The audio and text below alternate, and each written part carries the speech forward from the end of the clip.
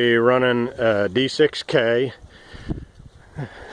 with a brush rake attached to the front of the blade. I went through this little piece of property with the track hoe with a grubbing attachment and knocked down all of the mesquites in this little area. Just kind of a little small clearing that we're going to make here. There's going to be a tree line over there, a bunch of oak trees. We're going to leave those, and we're going to be making brush piles out here that will eventually be burned. This is the stick rake attached to the blade on the D-6k. It attaches right up here at the top of the blade with these pins. Okay, and so the rake, since it's only attached at two places up here, it acts like a hinge, and it will actually swing out away from the blade.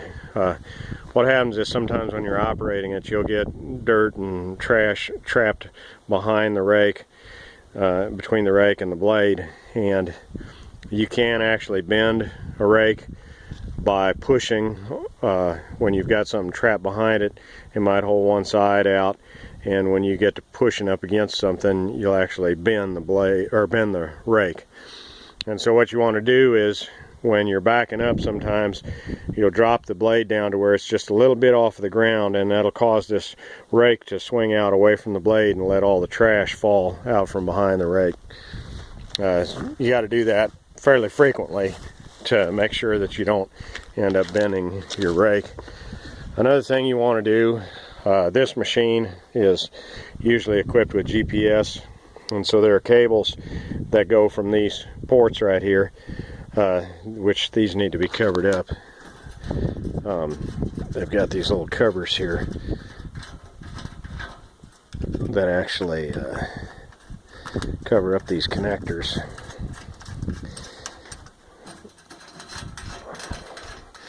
But there's a set of cables that connect the GPS sensors to the computer inside the dozer, and you need to remove those cables. The cables are really expensive. I've heard they're $500–600 for a set of cables, and you don't want them tore up. One of the cables attaches right here to this connector, and another cable attaches to the mast, which usually mounts right here and sticks up about 4 feet in the air.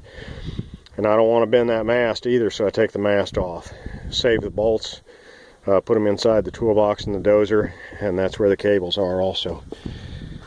So we'll go ahead and get fired up here and make a couple passes with the rake.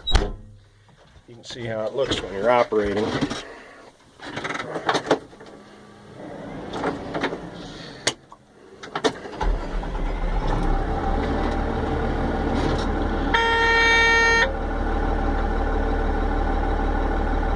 Controls. This is your forward and reverse, and left and right steer, your speed up and down, your horn.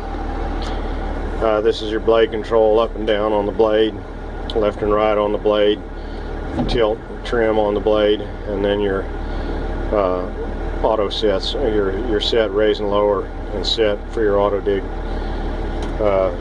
Take the brake off, throttle up. Ripper control, make sure your ripper's up. One thing you'll notice right here, you can actually see the bottom of those rake tines hanging down underneath the blade. And so what you want to do is you want to make sure that you're picking up all the trash that you can. And so as you're operating, you want to keep those rake tines just down in the dirt, about like that, and that will just barely skim in the dirt. It'll allow you to pick up all of the brush without picking up a lot of dirt.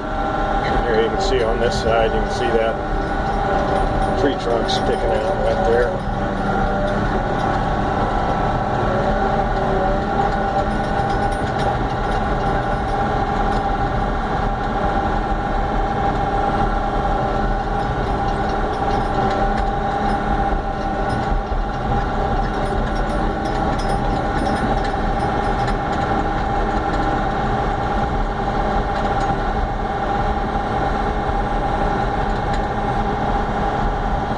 once you got a pretty good pile in your rake, you can kind of lift up a little bit so the rake's not gouging the ground, because these sticks will actually act kind of like rakes themselves and pick up more material. And you don't really need to run the rake in the ground, because the brush that's in your blade will go ahead and rake up the next bit of material.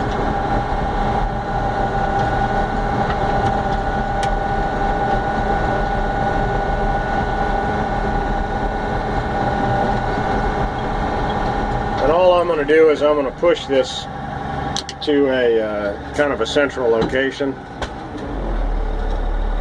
Typically, when you're in an open field, what you want to do is you want to rake everything all into a line north and south, so you're building a windrow that will burn well. When you light the south end, it'll burn all the way through to the north end.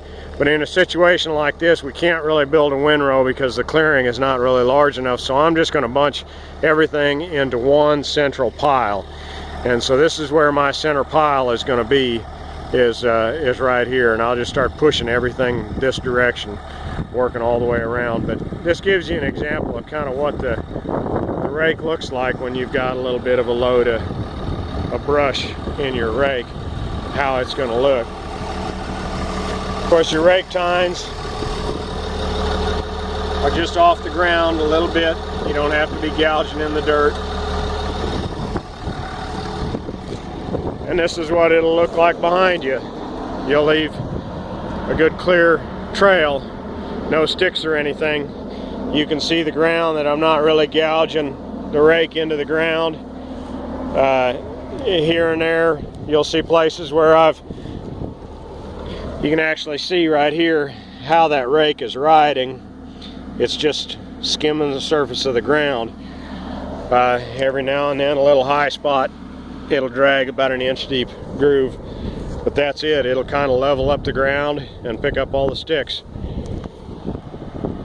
Just keep working your way around until you got a good pile built, and then move on to the next location. So that's kind of a brief example of the operation of the brush rake on a D-6k.